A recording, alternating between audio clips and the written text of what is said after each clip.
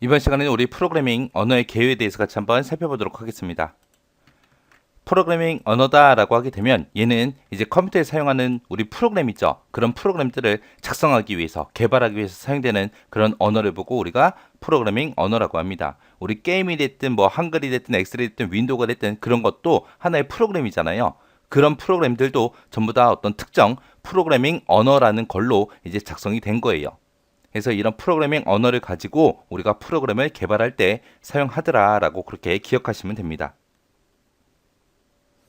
우리 한국 사람들은 한국말을 하죠. 일본 사람들은 일본말을 할 거고, 미국 사람들은 이제 영어를 쓸 거고, 중국 사람들은 이제 중국어를 할 겁니다. 그렇게 각각 사람들도 사용하는 언어가 달라요. 그런 것처럼 컴퓨터에서도 사용하는 언어가 따로 있습니다.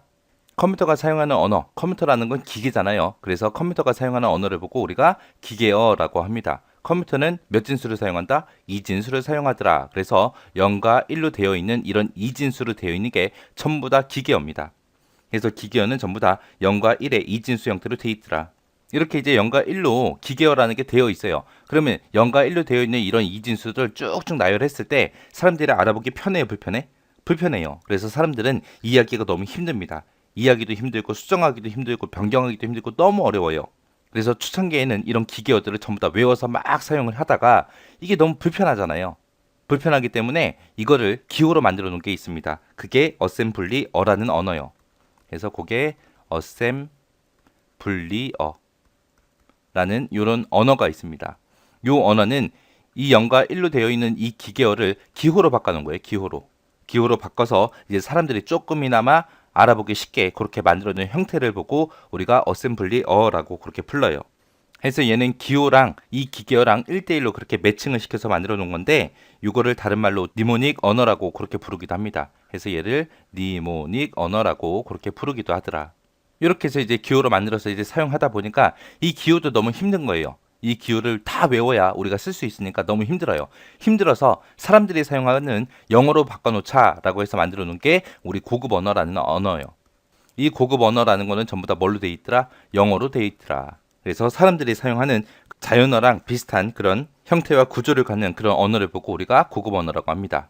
그러면은 영어로 돼 있으면은 기호를 외우지 않아도 되잖아요. 0과 1을 잘 이해하지 않아도 되잖아요. 그죠? 그래서 컴퓨터가 미국에서 처음 만들어졌기 때문에 이렇게 고급 언어가 전부 다 대부분 영어로 되어 있습니다.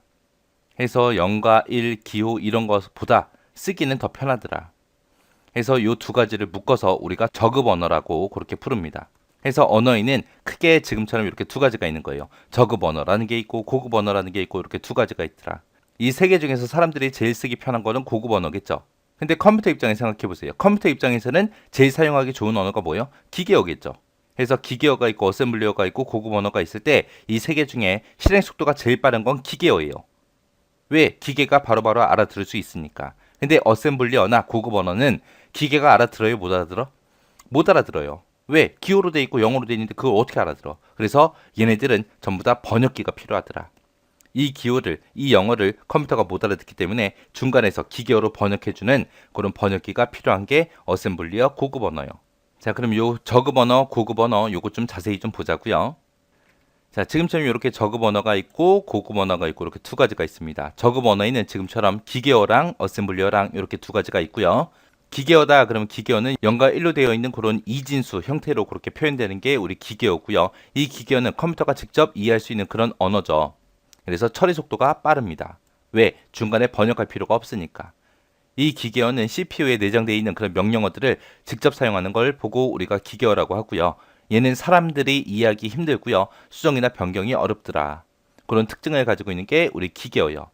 어셈블리어다라고 하게 되면 얘는 기계어랑 1대1로 대응하는 그런 기호로 만들어 놓은 게 우리 어셈블리어 언어다. 해서 얘를 다른 말로 니모닉 언어라고 그렇게 부르기도 하고요. 이 어셈블리어는 하드웨어를 제어할 때 주로 많이 사용을 합니다. 그리고 얘도 고급 언어에 비하면 처리 속도가 빨라요. 그래서 이 어셈블리어를 기계어로 번역하기 위해 번역기가 사용되는데 그 번역기 이름이 어셈블러라는 번역기더라. 이렇게 기계어와 어셈블리어 이 두 가지를 묶어서 우리가 저급 언어라고 그렇게 부릅니다. 그 다음에 이제 고급 언어요. 고급 언어는 누가 쓰기 편하게 만든 거예요?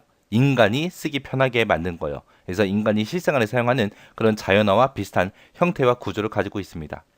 해서 이 고급 언어는 컴퓨터가 직접 못 알아들어요. 못 알아듣기 때문에 중간에 번역하는 번역기가 필요합니다. 그 번역기에는 이제 컴파일러도 있고 인터프리터도 있고 이런 게 있습니다.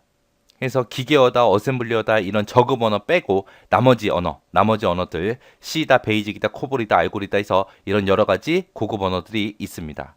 해서 고급 언어다라고 하게 되면 기계어, 어셈블리어 이 두 개를 뺀 나머지 모든 언어다라고 그렇게 기억하시면 돼요. 자, 이렇게 해서 프로그래밍 언어의 종류에 대해서 크게 이제 나눠서 이제 알아봤는데 여기서 이제 기계어랑 어셈블리어 이 두 가지가 저급 언어다. 이 두 가지의 특징 잘 기억하고 지나가시기 바랍니다.